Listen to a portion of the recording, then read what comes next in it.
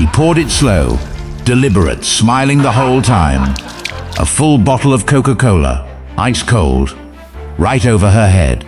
She stood there, soaked, dripping, humiliated, while 30 people watched and did absolutely nothing.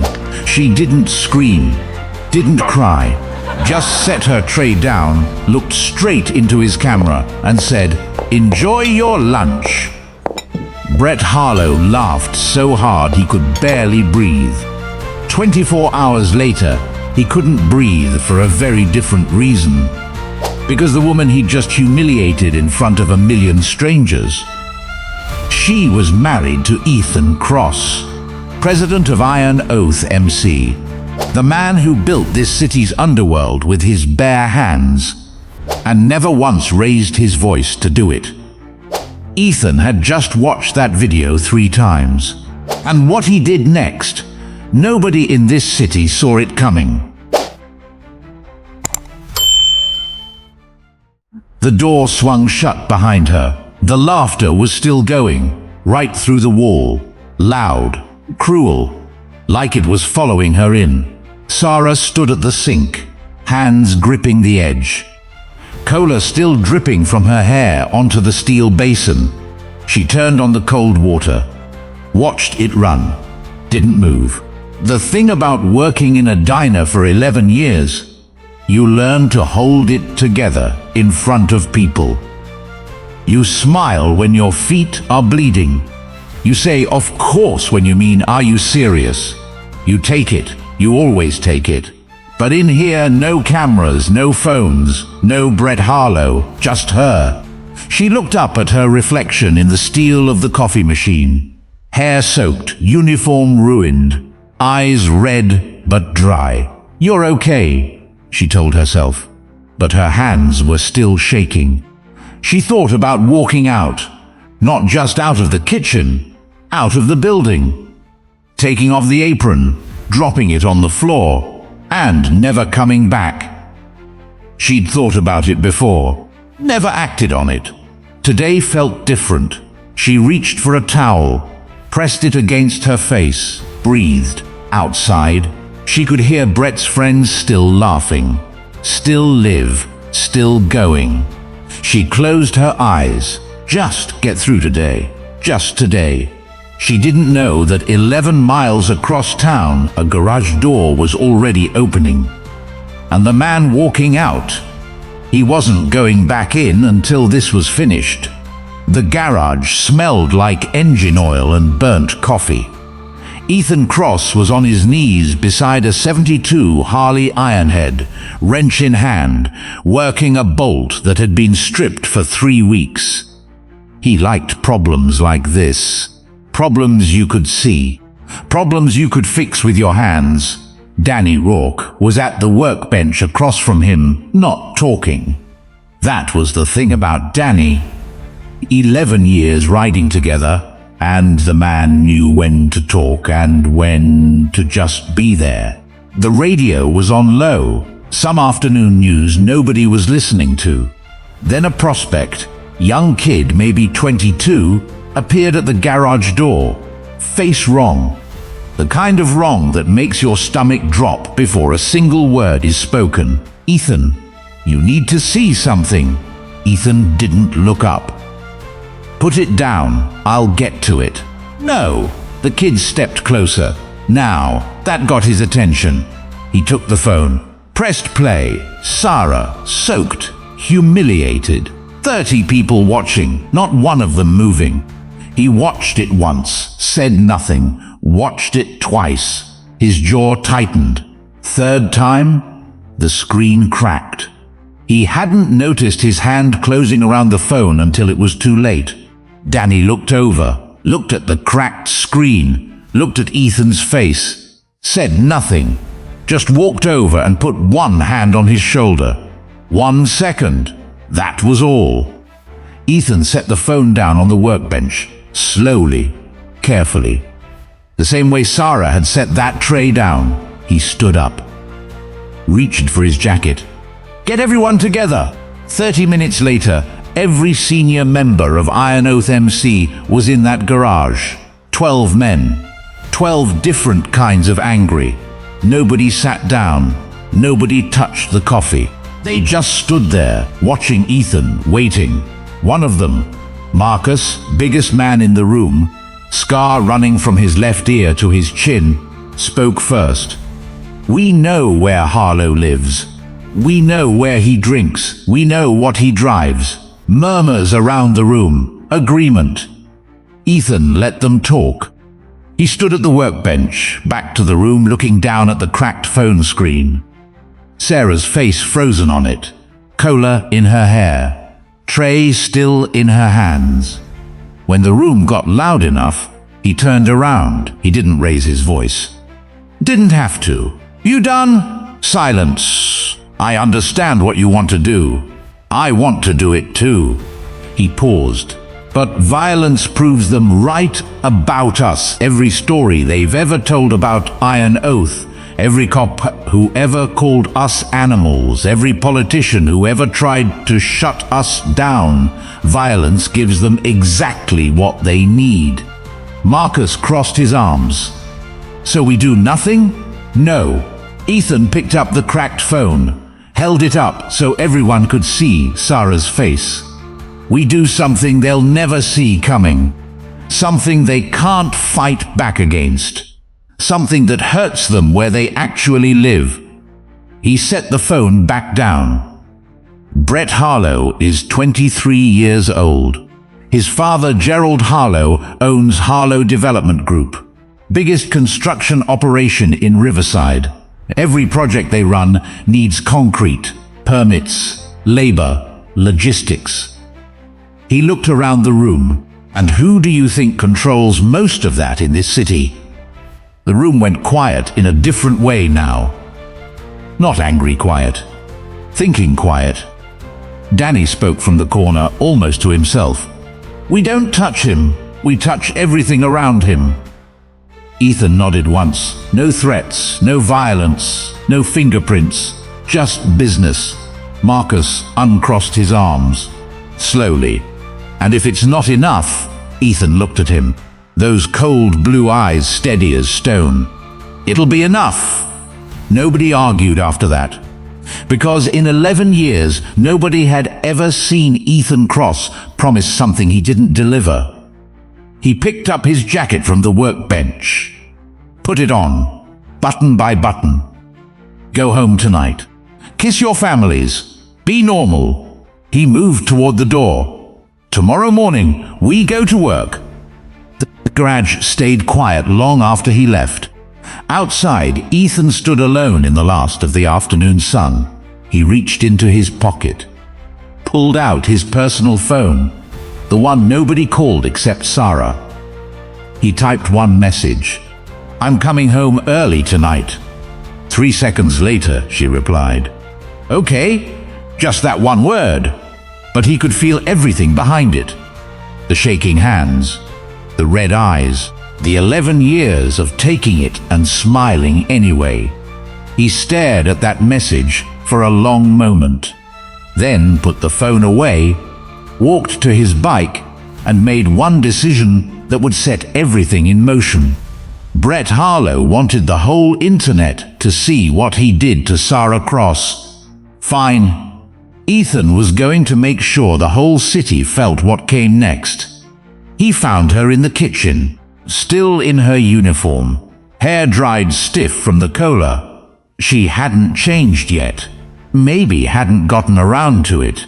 Maybe hadn't wanted to be alone in a quiet room long enough to think. She looked up when he walked in. He didn't say anything about the video. Didn't say anything about Brett Harlow or Iron Oath or what was going to happen next. He just crossed the kitchen, sat down across from her, and put his hands on the table between them. Palms up, an old thing between them. "I'm here, all of me." Sara looked at his hands for a long moment. Then she put hers in his. They sat like that until the kitchen got dark. It started with a phone call. Just one. No threats, no raised voices. Just a man named Danny Rourke sitting in a diner booth at 7 in the morning, drinking black coffee, making conversation.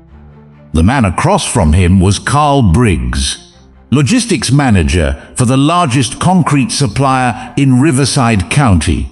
They'd known each other 6 years, done business longer than that. Danny stirred his coffee, didn't look up. "How's the family, Carl?"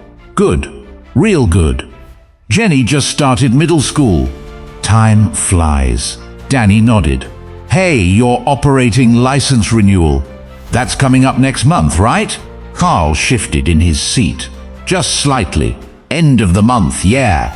City Council meets on the 14th. Danny finally looked up. Smiled. "Hope everything goes smooth for you." That was it. That was the whole conversation. Carl Briggs drove straight back to his office and pulled Harlow Development's next 3 delivery orders. Pushed them back 2 weeks. Cited equipment maintenance. He didn't need anyone to explain why. That was Monday. By Tuesday, a city inspector showed up unannounced at Harlow's biggest active construction site on the east side. "Routine check," he said. Somebody had filed a complaint about labor conditions. Anonymous tip. Gerald Harlow got the call at 8:15 in the morning, still in his bathrobe. What kind of complaint? Overtime violations, safety standards. "We'll need to review the site logs going back 90 days. Gerald hung up and stood in his kitchen for a long moment, looking at nothing. He called his site manager. "Shut it down for the day. Don't talk to anyone." Then he called his lawyer. By Wednesday, 2 more things happened. A subcontractor who'd worked exclusively with Harlow Development for 4 years quietly let their contract lapse. No explanation, just a short email. Pursuing other opportunities. And the city permit office informed Gerald that his application for the Riverside North development, a $40 million project he'd been planning for 18 months, 18 mulled, was being held for additional review. The paperwork issue, they said, could take weeks. Gerald sat in his office and stared at the 3 pieces of bad news lined up on his desk. Concrete delayed. Site inspection. Permit frozen. 3 different problems. 3 different departments. 3 different phone calls. But something about the timing. The way they all landed in the same 72 hours. He called his lawyer again. "I need you to find out if these things are connected." Connected how? Just find out. Across town, Brett Harlow was still riding his moment. The video had cracked 2 million views by Wednesday morning. He'd done 2 phone interviews. Someone had made a meme out of Sara's face, the exact moment the cola hit, and it was everywhere. He found it funny. Reposted it himself. His friends kept telling him he was famous now. He believed them. His father called 3 times Wednesday afternoon. He let it go to voicemail. Whatever the old man was upset about, it could wait. This was his moment. He wasn't going to let Gerald Harlow's anxiety kill it. He didn't know his father wasn't calling about anxiety. He was calling about survival. Thursday morning, Ethan Cross sat outside on the steps of the Iron Oath Clubhouse with a cup of coffee and watched the sun come up over the hills east of Riverside. Danny sat beside him. Neither of them spoke for a while.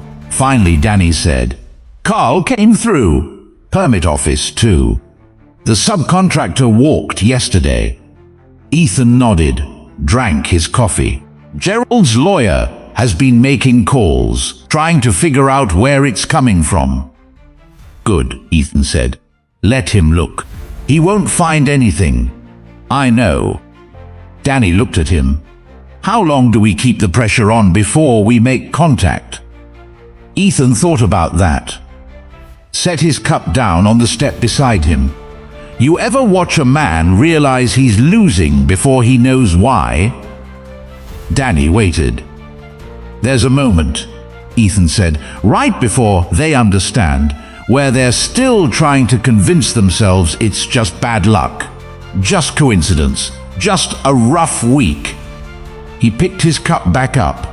We wait for that moment to pass, when Gerald Harlow stops believing in coincidence. That's when we talk. Danny nodded slowly. And Brett? Ethan stood up, looked out at the hills. Brett's about to find out that going viral has consequences. He went back inside. Behind him, the sun cleared the hills and lit up the whole valley below. Every road, every building, every corner of the city that Ethan Cross knew better than the back of his own hand. Gerald Harlow had spent 30 years building his empire in this city. It had taken Ethan Cross 72 hours to start taking it apart. And the most dangerous part, he hadn't broken a single law. Not yet, not ever. He didn't need to. Gerald Harlow found out on a Friday morning. His lawyer called at 7:45. Before coffee, before the markets opened. That alone told him everything he needed to know about what was coming. It's iron oath. Gerald sat down. Slowly. You're sure? Sure enough. The concrete supplier, the permit hold, the subcontractor, it all traces back through the same network. Different faces, different companies, but the same hands pulling the strings. A pause. Gerald, these people are careful. Whatever they're doing, it's clean. There's nothing to take to court. Gerald stared at the wall of his office, floor-to-ceiling windows looking out over downtown Riverside. 40 years of work visible from up here. His name on 3 buildings he could see from where he was sitting. So what are you telling me? I'm telling you to think very carefully about your next move. Gerald thanked him and hung up. Then he sat alone in that big office for a long time, thinking about his son's laugh on that video. That stupid, careless laugh. He picked up his phone, called Brett. Brett answered on the 4th ring, voice loose and easy, still riding the wave. Hey Dad, come to my office now.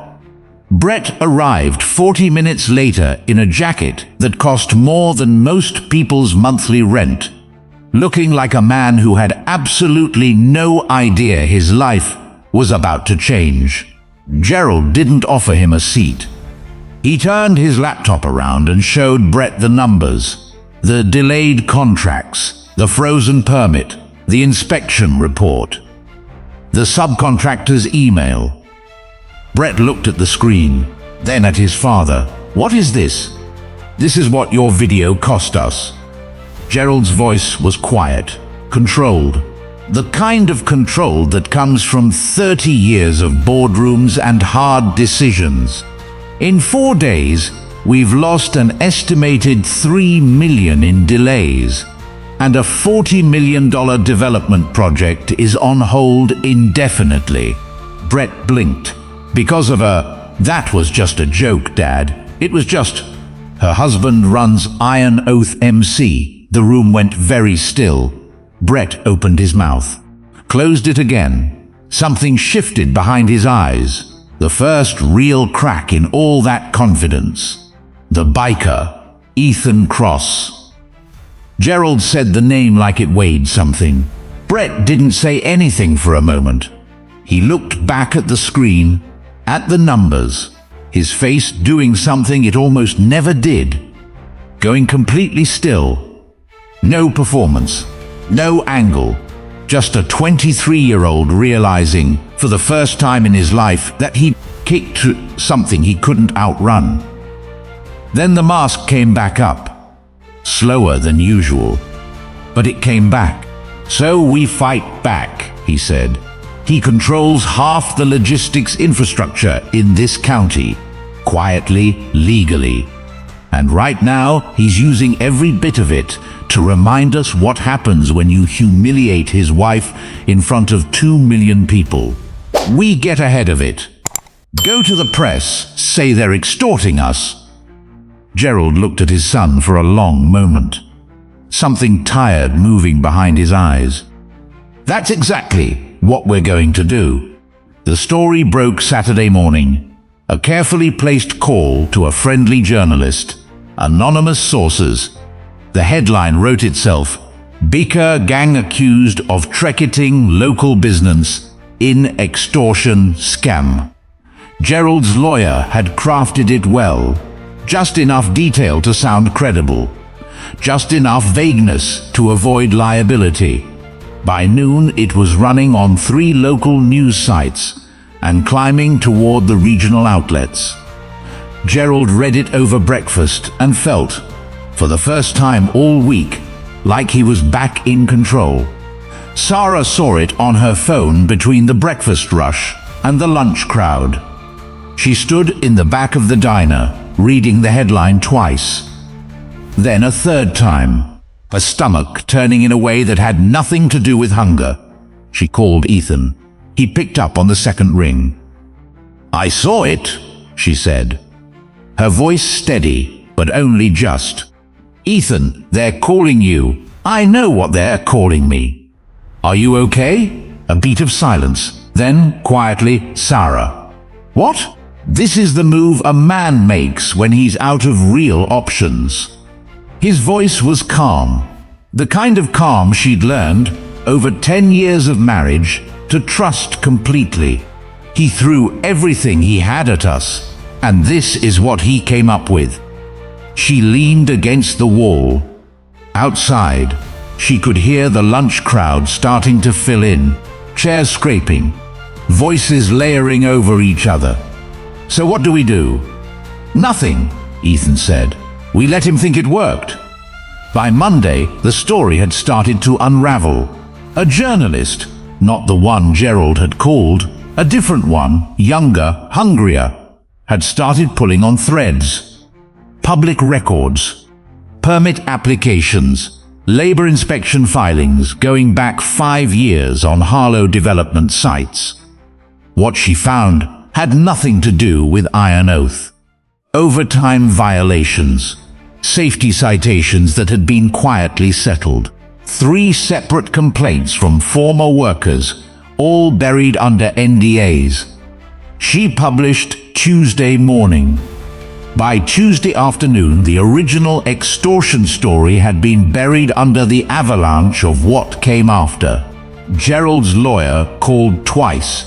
Gerald let it ring. He sat in his big office, looking out at the city, and understood, for the first time, what kind of man he was dealing with.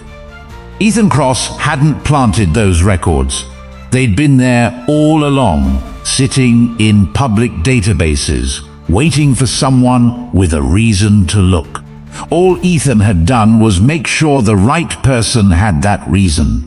Gerald picked up his phone, stared at it for a long time. Then he dialed a number he'd been given 3 days ago by a man he'd never met, passed through 3 different people, with a message attached. "When you're ready to talk, use this." It rang twice. "Mr. Harlow." Ethan's voice, quiet, expected, like he'd been sitting by the phone waiting. "I was wondering when you'd call." Gerald closed his eyes. "Tell me what you want." "Not on the phone," Ethan said. "Tomorrow, noon, Riverside City Hall steps." A pause. "Come alone. Leave the lawyers at home." The line went dead. Gerald set his phone down on the desk.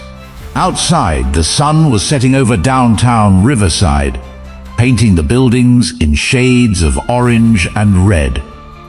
He thought about his son's laugh on that video. That easy, careless laugh. And for the first time in a very long time, Gerald Harlow felt something he hadn't felt since he was a young man with nothing. Completely, utterly out of his depth. The diner closed at 9. Sara locked the front door at 9:12. which was late even by her standards. The last table had lingered. An older couple, splitting a slice of pie, talking quietly over decaf. She hadn't rushed them, she never did. Now the chairs were up, the counters wiped, the coffee machines running their nightly rinse cycle, filling the empty diner with a low, familiar hum. She should have gone home an hour ago.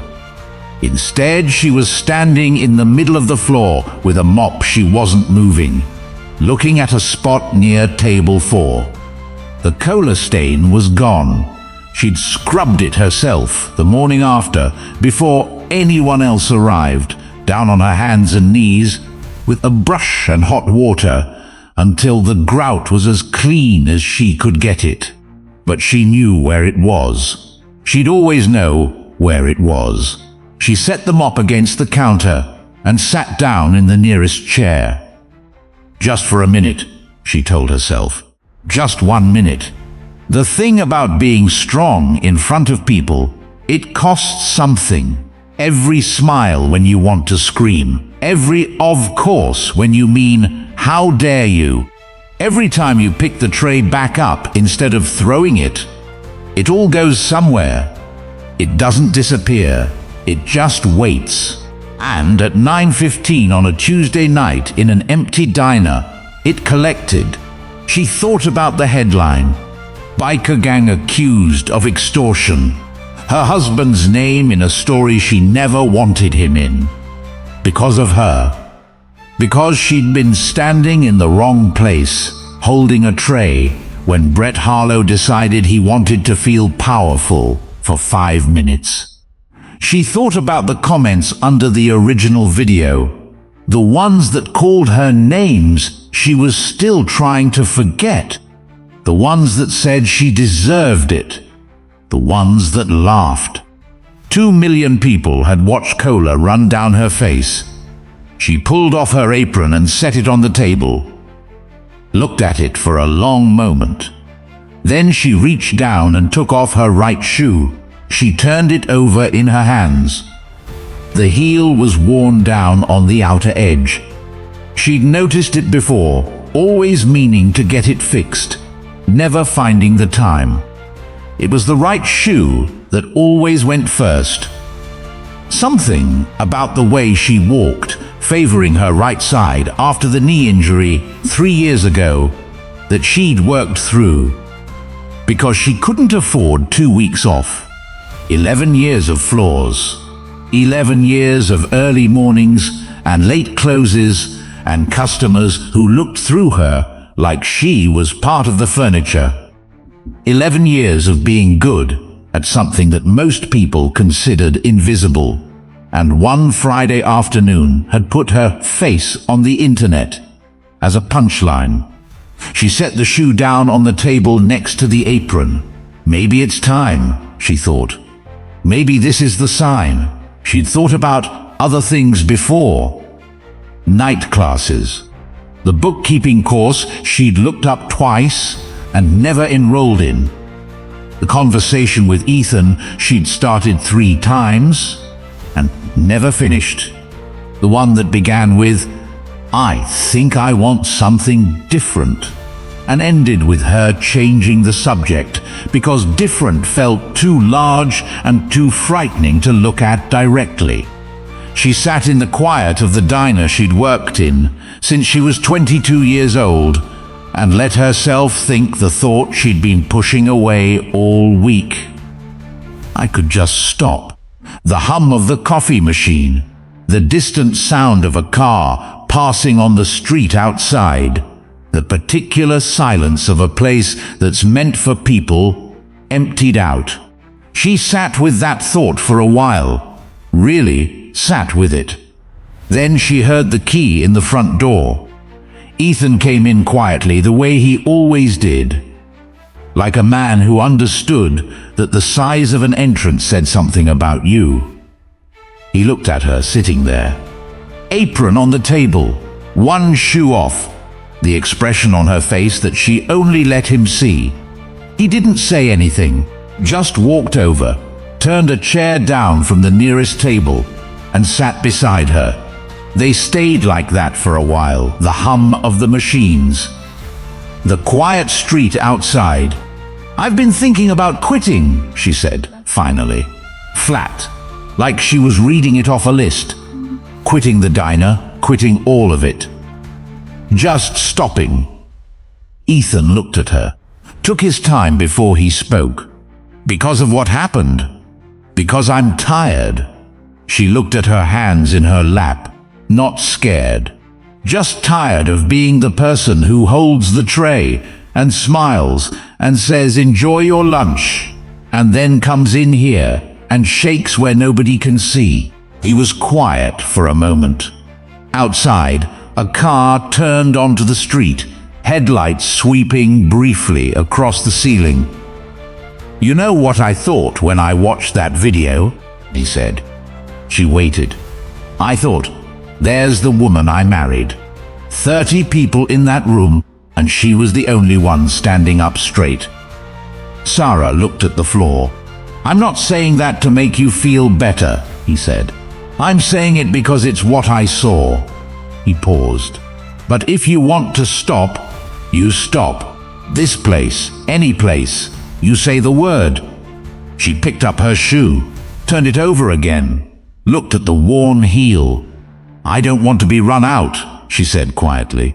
"That's the thing. I don't want Brett Harlow to be the reason I left." Ethan nodded, slowly, like that was exactly the right answer and he'd been waiting to hear it. "Then, don't let him be." She put her shoe back on, picked up her apron, folded it over her arm. They sat together for another minute in the quiet of the empty diner. Then she stood up. He stood up with her.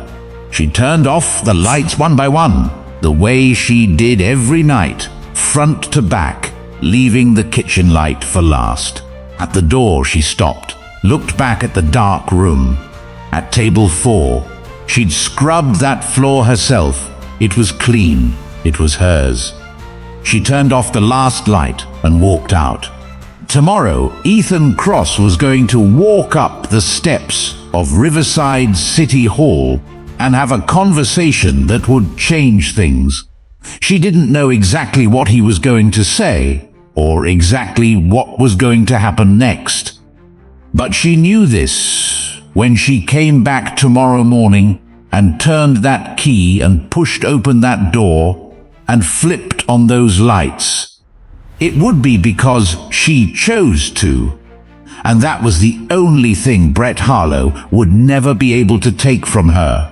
Ethan Cross arrived at 11:58, 2 minutes early, on purpose. He stood at the bottom of the City Hall steps in the noon sun, jacket buttoned, hands loose at his sides, and waited.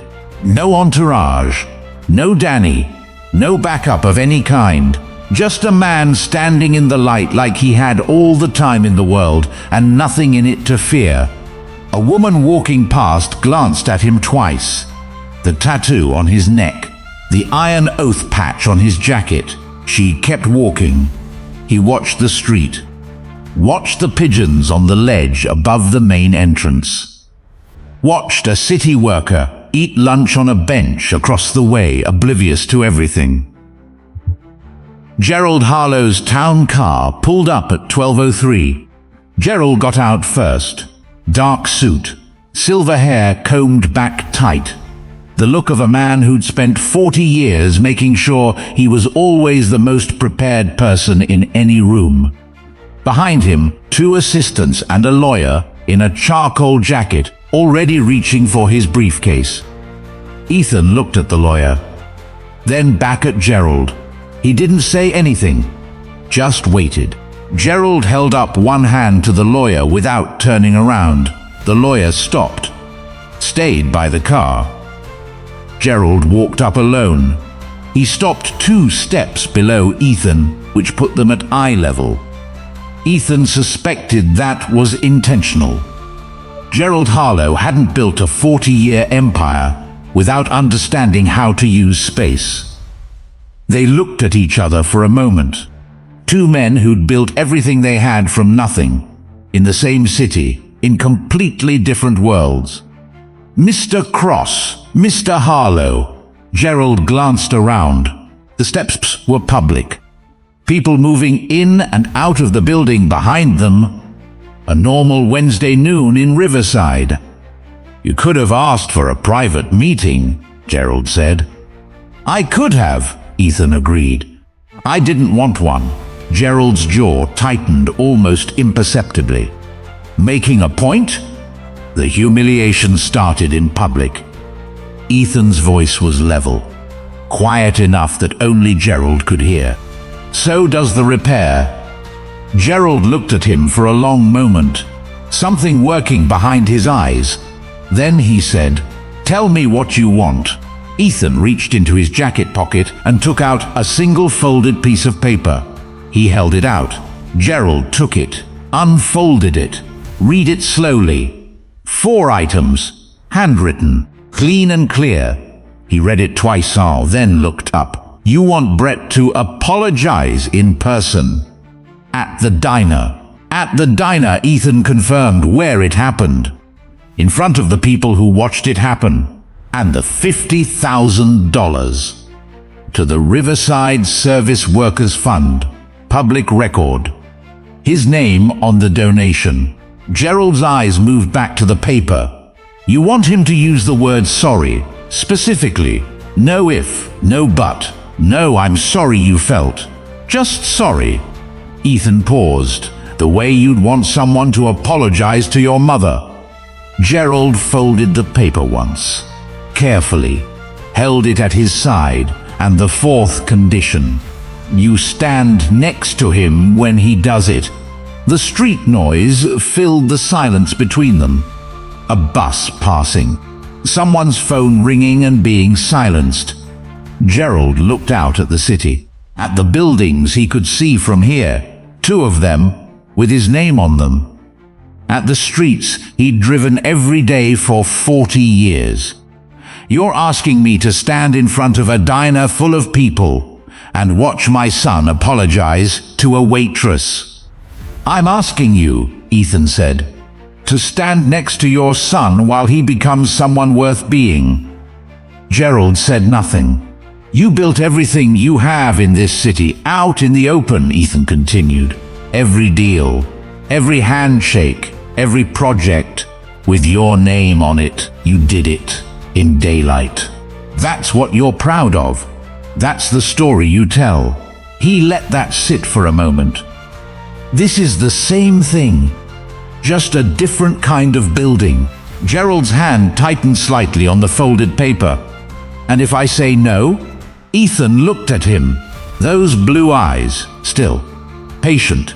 The eyes of a man who'd already thought through every version of this conversation and knew exactly where each one ended.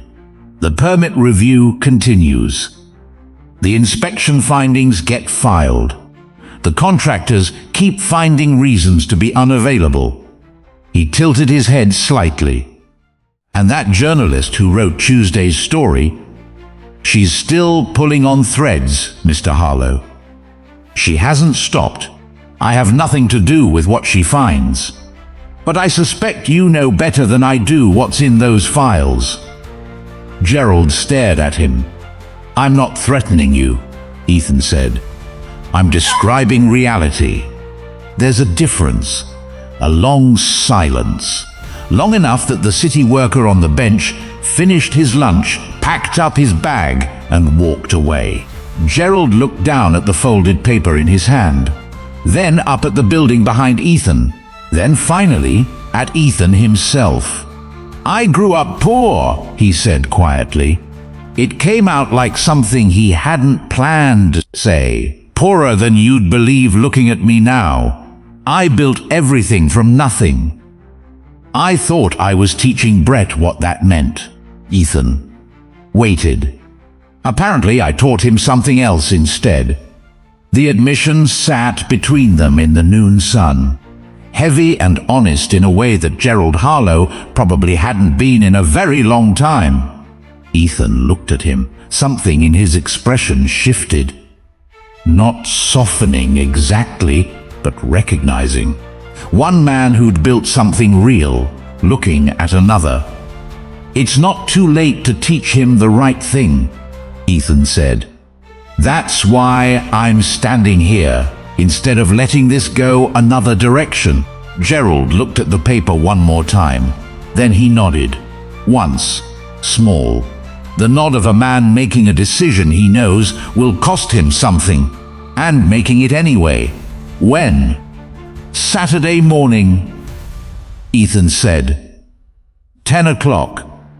Gerald put the paper in his jacket pocket, straightened his cuffs, looked at Ethan one last time with an expression that was somewhere between respect and something older and harder to name. Then he turned and walked back down the steps toward his car. Ethan watched him go, watched the town car pull away into the Riverside noon traffic. Then he stood alone on the steps for a moment, face in the sun, eyes closed. He pulled out his phone. One message to Danny, Saturday, 10 a.m. "Tell the brothers." He put the phone away and walked down the steps toward his bike. Behind him, City Hall rose against the blue California sky. Solid and unhurried, the way things built to last always look. The city moved around him like it always did. Trucks and cars and people going places. Somewhere across town, Brett Harlow was still sleeping. He had 2 days left of not knowing what was coming. Ethan was going to make sure he used them well. Saturday morning came in clear and warm. The kind of Riverside morning that makes you forget the city has edges. When the light comes down flat and gold across the rooftops, and even the ugliest streets look like they belong in a painting. Sara opened the diner at 7:30, 2.5 hours early. She didn't know why. She just needed to be there first. Needed to walk through the empty room before anyone else arrived. Set each table herself. Fold each napkin with her own hands. Like she was reclaiming something. Like the act of preparing a room for people was its own kind of answer to everything that had happened in it. By 9:30, the diner was full. Word had gotten around, the way word always gets around in a city like Riverside. Through texts and phone calls and people telling people, the old human network that moves faster than any algorithm when something real is happening. The regulars came first. Then people Sara recognized from the neighborhood but had never served. Then people she'd never seen in her life, sitting quietly in booths, ordering coffee, waiting. By 9:55, every table was taken. People were standing along the back wall. Outside, the street was something else entirely. She heard them before she saw them. Not loud. That was the thing that got her. She'd expected loud, instead it was low. A deep, steady rumble that seemed to come up through the floor before it came through the walls. The sound of engines idling, dozens of them. Then more. She looked out the window. Iron Oath MC had come out in full, both sides of the street. Bikes lined up as far as she could see in either direction. Riders sitting quietly on their machines. Engines running low, going nowhere. Just there. Just present. A wall of chrome and leather and complete, unhurried stillness. No signs, no shouting, just the weight of their presence, filling the street like weather. Sara stood at the window and felt something move through her chest that she didn't have a word for. Something between overwhelming and held. She felt a hand on her shoulder. Carol from the back of house, who'd worked this diner almost as long as Sara had. "You okay?" Sara watched the street. "Yeah," she said. "I think I am." The black car arrived at 9:58. It parked across the street. For a moment, nothing happened. The engines idled. The morning held its breath. Then Gerald Harlow got out. Dark suit. No assistants, no lawyer, just a man in a suit on a Saturday morning, looking older than he had on Wednesday, like the intervening days had taken something from him that wasn't coming back. He walked around to the other side of the car and opened the door himself. Brett got out slowly. He looked different from the video. Smaller, somehow, in the way that people always look smaller when the camera isn't on them, and they know something real is being asked of them. He was wearing a plain navy jacket, dark jeans. His hands were at his sides, and he didn't know what to do with them. He looked at the line of bikes, looked at the diner window, looked at the faces watching from inside. He took a breath. Gerald put one hand briefly on his son's shoulder, not guiding him, not pushing, just there. They crossed the street together. The diner went completely quiet when the door opened. The sound of it, that particular quality of silence when a room full of people all stop at the same moment, was something Sara felt in her spine. Brett stepped inside, Gerald behind him. Brett looked around the room, at the faces, the people standing along the wall, the regulars he didn't know by name, but whose lives his 30 seconds of cruelty had rippled through in ways he was only beginning to understand. His eyes found the floor first, found the spot near table 4, where the grout was slightly cleaner than the tiles around it. He stared at it for a moment. Then he looked up, found Sara behind the counter. She didn't move toward him, didn't make it easy. She waited the way she'd learned to wait, with a stillness that had nothing passive in it. Brett walked across the diner. The crowd parted without a word. He stopped in front of her, 3 feet between them. Up close, she could see that his jaw was tight and his eyes were red at the edges. Not from crying, she thought, but from the specific exhaustion of a person who hadn't slept much and had spent those sleepless hours thinking about something they couldn't stop thinking about. He opened his mouth, closed it. The room waited. He tried again. "Mrs. Calloway!" His voice came out lower than he'd intended. He cleared his throat, started over. "Miss Calloway." "What I did." He stopped, looked down, then back up. "What I did was cruel. It wasn't a prank, it wasn't funny. It was cruel, and you deserved none of it, and I am." His voice caught. Just slightly, just enough to be real. "I'm sorry." The room held the words for a moment. Then Brett said it again, quieter, like it was meant only for her this time. "I'm sorry." Sara looked at him for a long moment. Really looked. Past the navy jacket and the rehearsed posture and the public setting, at whatever was actually happening behind his eyes. She'd spent 11 years learning to read people across a counter. It was the skill nobody paid you for and everybody needed.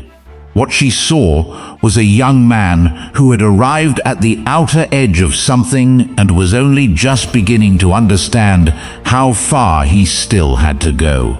She thought about the kitchen floor, the cold water running over her wrists. "You're okay. You're okay." She thought about the worn heel on her right shoe. She thought about the night she'd sat in the dark diner and almost taken that apron off for the last time. Then she looked at Brett Harlow and said, in a voice that was warm and clear and left no room for misunderstanding, "Thank you." She let that sit for exactly 1 beat. "Now, enjoy your lunch." And she smiled. The room exhaled. Someone started clapping. 1 person, then 2, then the whole diner. the sound rising and filling the space until it was bouncing off the windows. Gerald Harlow stood at the back of the room. He didn't clap. He just stood there with his hands clasped in front of him and watched his son's face in the moment after those words landed. Brett stood at the counter, the tension draining out of his shoulders in real time, slowly, like something leaving a body that had been holding it too long. He nodded at Sara once, then turned and walked back toward his father. Gerald looked at him. For a moment, neither of them spoke. Then Gerald said, quietly, in a voice meant only for Brett, "That's the hardest thing you'll ever do. And you did it." Brett looked at his father. Something moved across his face, complicated and young and honest in a way that had nothing to do with cameras or audiences. "It wasn't the hardest part," Brett said. Gerald waited. "The hardest part is whatever comes next." Gerald looked at his son for a long moment. Then he nodded. Slow and heavy, the nod of a man recalibrating something fundamental. "Yeah," he said, "it is." Outside, Ethan Cross stood across the street beside his bike. He'd heard the applause through the window. He hadn't gone in. This wasn't his moment. It was Sara's. It had always been Sara's. Danny walked over and stood beside him. "How'd it go?" Ethan watched the diner window, could see Sara moving behind it, back to work, refilling coffee, touching a regular's shoulder in passing. "The way it was supposed to," he said. Danny was quiet for a moment. Then, "What about the kid? You think it sticks?" Ethan thought about that. Thought about Brett's face through the glass, the red eyes, the voice that caught on the word sorry.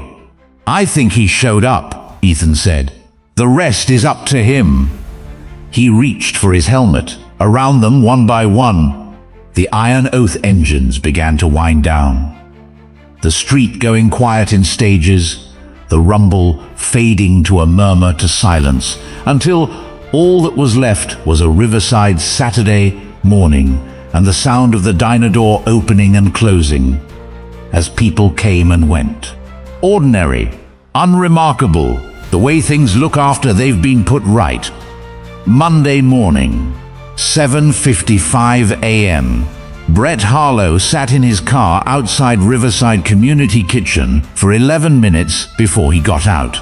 He'd driven past it twice the night before, just to know where it was, just to see what kind of place it was.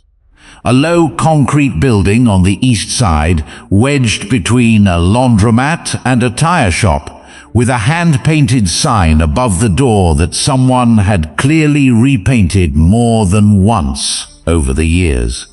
The parking lot had 3 cars in it at 9 p.m. on a Sunday. He sat in his car Monday morning and looked at those same 3 cars and thought about all the reasons he could turn around. His father couldn't make him. The agreement didn't have teeth. There was no enforcement mechanism, no legal obligation, nothing on paper with his signature. He got out of the car. Inside, the kitchen smelled like industrial cleaner and something with onions simmering somewhere in the back. Fluorescent lights, long stainless steel prep tables, a serving line along one wall with trays and sneeze guards and a stack of styrofoam cups that reached the ceiling. A woman came out of the back, wiping her hands on a towel. Late 50s, grey hair pulled back tight. The look of someone who had been running this place on not enough money and too much willpower for longer than Brett had been alive. "You, Brett?" "Yes, ma'am." She looked him over, the way Sara had looked him over. Unhurried, thorough, reading something he couldn't see himself. "I'm Carol. I run this kitchen." She handed him an apron and a name tag. "You know how to chop an onion?" Yes, I think so." You think so or you know so? I know so. Good. She turned back toward the kitchen. We open at 11. Until then, you're on prep. Stay out of the way, watch what the others do, and if you don't know something, ask. Don't guess. She paused at the kitchen door and looked back at him. And leave your phone in your car. Brett looked down at the phone in his hand. What if? Leave it in your car. He went back and left it in his car. The first day was just work. Onions and carrots and potatoes that needed to be cut into pieces of roughly the same size, which turned out to be harder than it sounded when you were doing it by the pound rather than by the piece. A volunteer named Ray, who was 70-something and had been coming here every Monday for 8 years, stood next to Brett and corrected his knife angle without being asked and without making it a thing. Curl your fingers, Ray said. Like this. Unless you want shorter fingers. Brett curled his fingers. When the doors opened at 11, Brett moved to the serving line, ladle in hand, a deep tray of chicken soup in front of him, and a line of people that stretched back to the door and kept growing.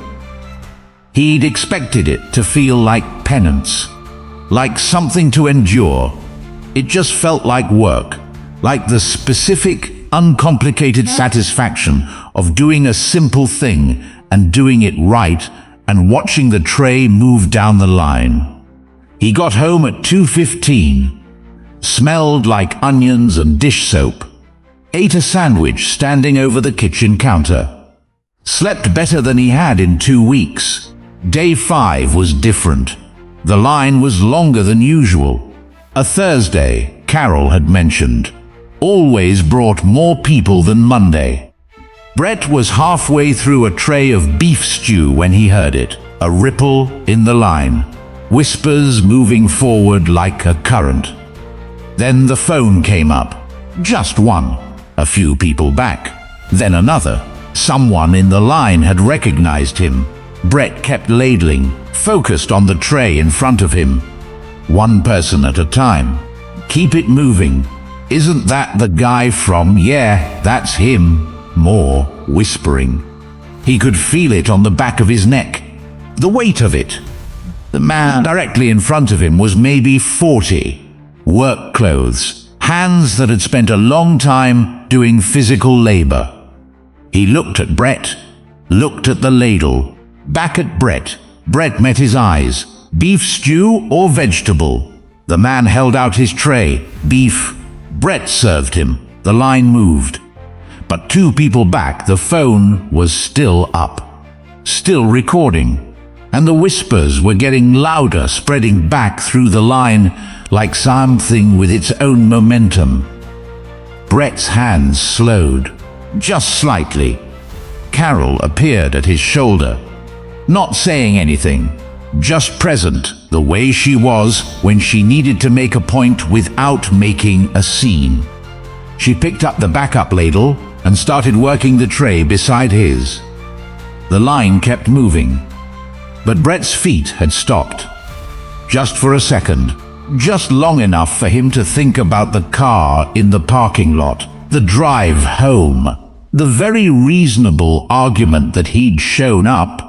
He'd tried, and nobody could say otherwise. Carol, still serving, still not looking at him, said quietly, "You stay or you go. Both answers say something about you." Brett picked up his ladle. He served the rest of the line without stopping.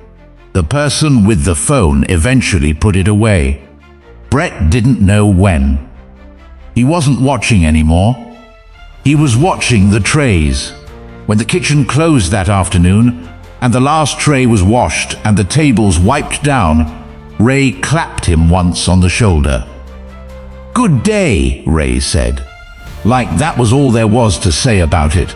Maybe it was. Day 10.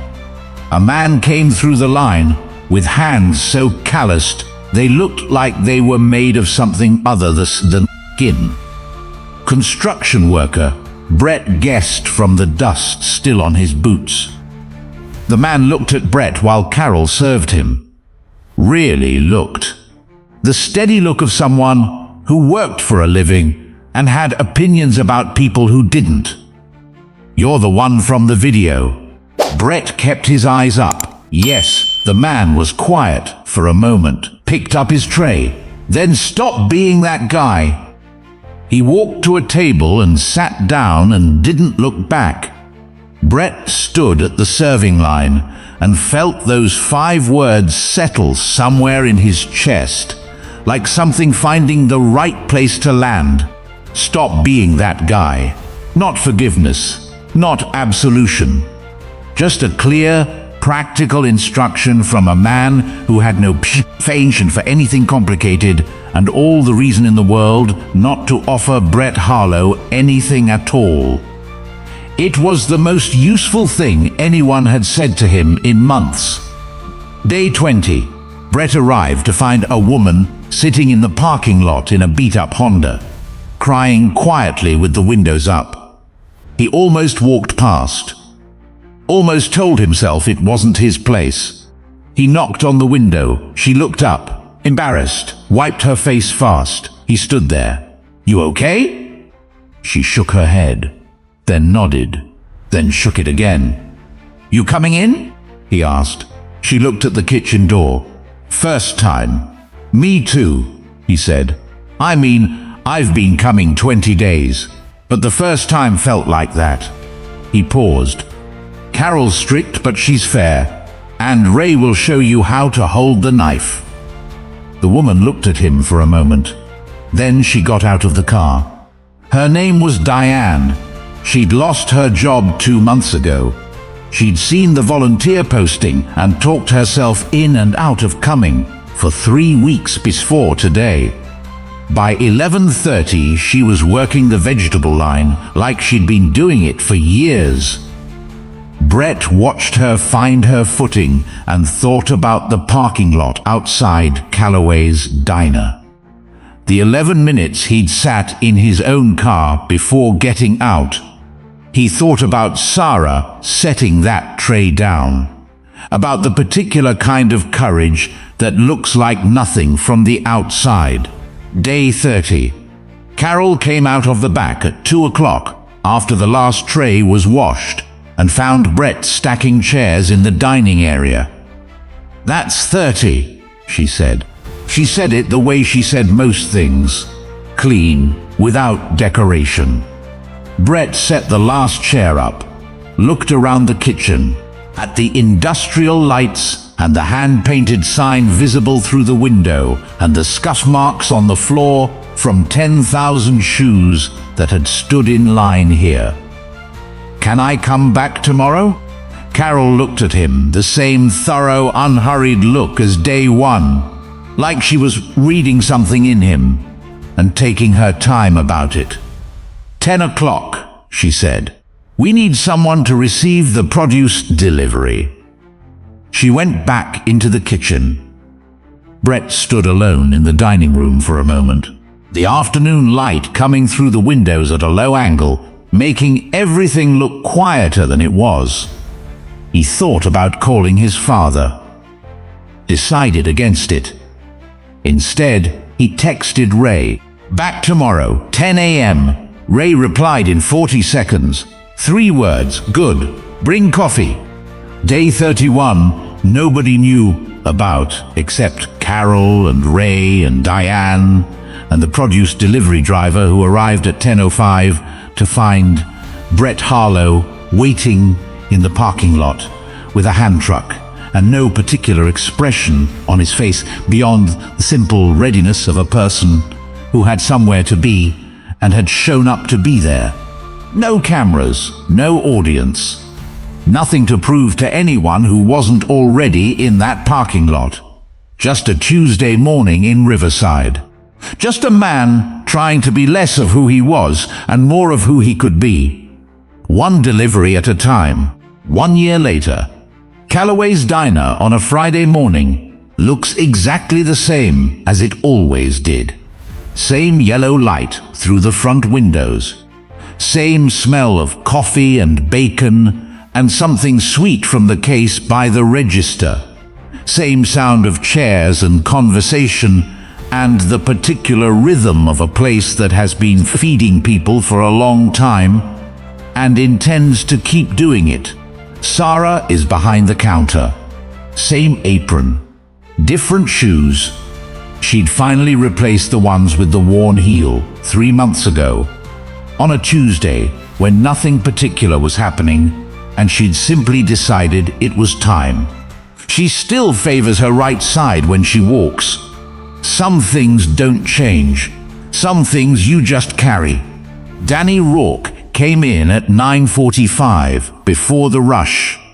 He was carrying a wooden box, maybe 2 feet long, wrapped in a cloth that had clearly been folded by someone who didn't fold things often but had tried. He set it on the counter in front of Sara and stepped back with the particular discomfort of a large man in a small emotional moment. "From the brothers," he said. Sara looked at the box, then at Danny. "What is it? Open it." She pulled the cloth aside, lifted the lid. Inside, resting on a piece of cut felt, was a bronze plaque. Solid. Heavy. The kind of thing made to last longer than the building it gets mounted on. The lettering was clean and deep, cut by hand from the look of it.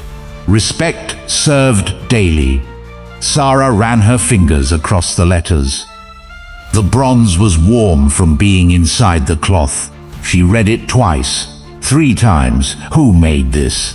"Everyone put in something," Danny said. "The casting was Jake's idea. Youngest guy we have, 19. He polished it 3 times before he was happy with it.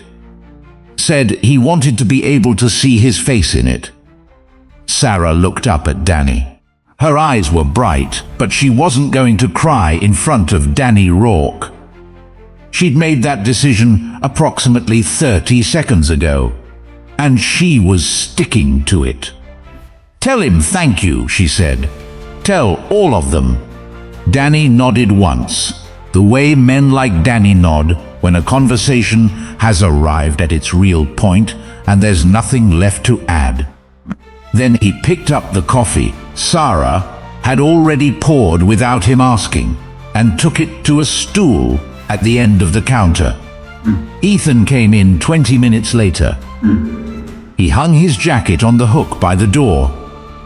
The hook Sara had put there 8 years ago because he never knew where to put it otherwise, and sat at the counter and looked at the plaque still lying in its box. He picked it up, turned it over, set it back down. "Good weight," he said. "Jake polished it 3 times. I heard." He looked at her. "Where do you want it?" Sara had already thought about this. "Outside. Left of the door. Eye level. I'll bring a drill Saturday."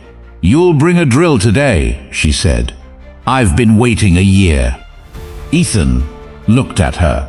Something in his expression that wasn't quite a smile but was in that neighborhood. He pulled out his phone and sent a text to someone.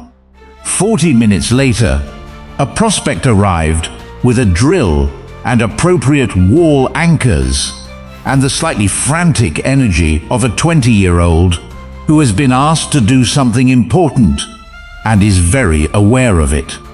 Sara stood outside on the sidewalk and directed the placement with the same precision she brought to everything.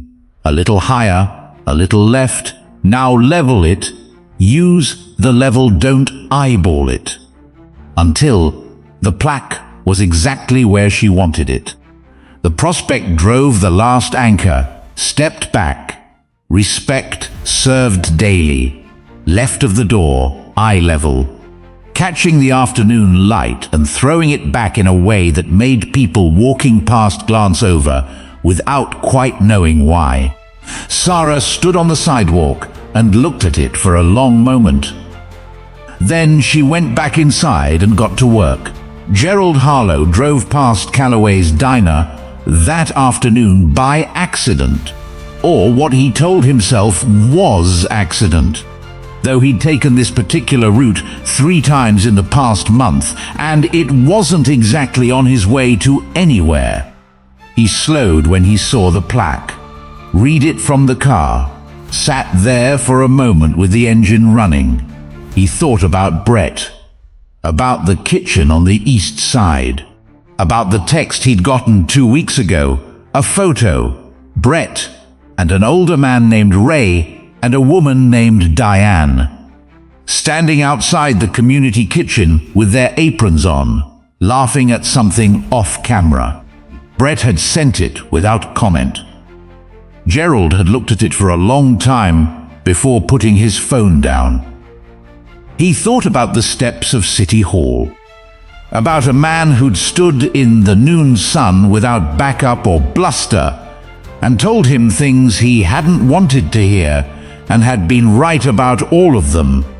He thought about what he'd built in this city, what he'd thought he was teaching his son by building it. He put the car in drive. But he sat there another minute first. That evening, Ethan and Sara closed the diner together. It wasn't something they did often. Ethan's nights didn't usually end at 9 p.m. in a diner kitchen, but some Fridays it happened naturally, the way good things sometimes do, without planning or occasion. Sara washed, Ethan dried, the particular domestic rhythm of 2 people who have been doing things alongside each other long enough that the silence between them is the comfortable kind, the kind that doesn't need filling. "You think it's over?" Sara asked. She was looking at the coffee machine, at her reflection in the steel. Ethan thought about it, dried a plate, set it in the stack. "The thing with Harlow? Yeah, that's not what I meant." He looked at her. "I mean all of it," she said. "Brett, the video, the way people looked at me for a while after." She handed him a cup. "Does it just end? Or does it stay somewhere?" Ethan took the cup, dried it slowly. "It stays," he said, "but it changes what it is. Stops being something that happened to you. Starts being something that's part of you." He put the cup down. "Like that spot on the floor." Sara looked at the floor, at table 4, at the patch of grout she'd scrubbed herself and would always know was there. "Yeah," she said, "like that." They finished the dishes, turned off the lights one by one, front to back, the diner going dark in stages, the way it did every night, until only the kitchen light was left. At the front door, Sara paused. She looked back at the dark room the way she sometimes did, at the tables and the counter, and the particular quality of emptiness that a place built for people has when the people are gone. Not lonely, just waiting.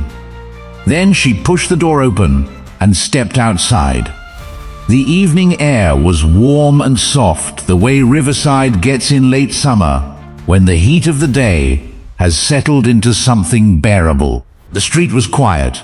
A few cars, someone walking a dog half a block down, and there, left of the door, eye level, catching the last light of the day, respect served daily. Sara stood on the sidewalk and read it. Then Ethan came out behind her, jacket over one arm, and stood beside her and read it too.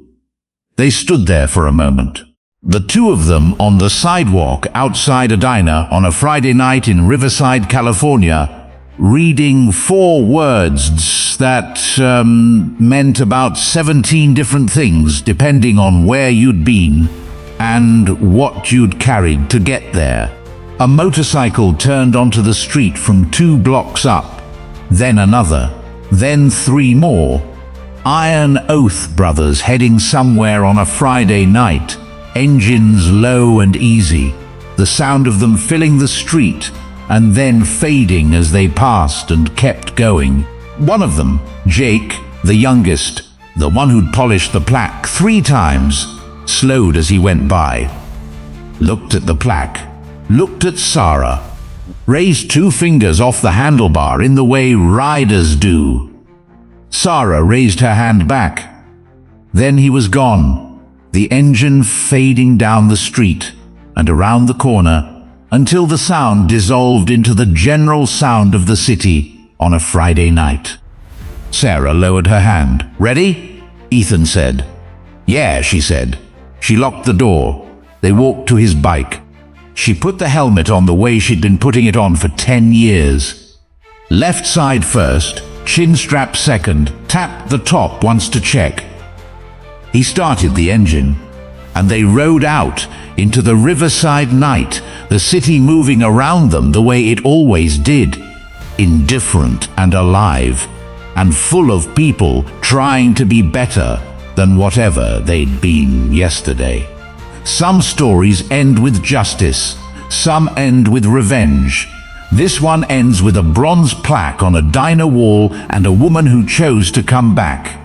Not because she had to, because it was hers, and because, on the days when the work is hard and the feet hurt, and the world feels like it's designed to grind people like her into invisibility, she looks left of the door, eye level, and remembers. Respect isn't something you're given, it's something you live, every single day, one tray at a time.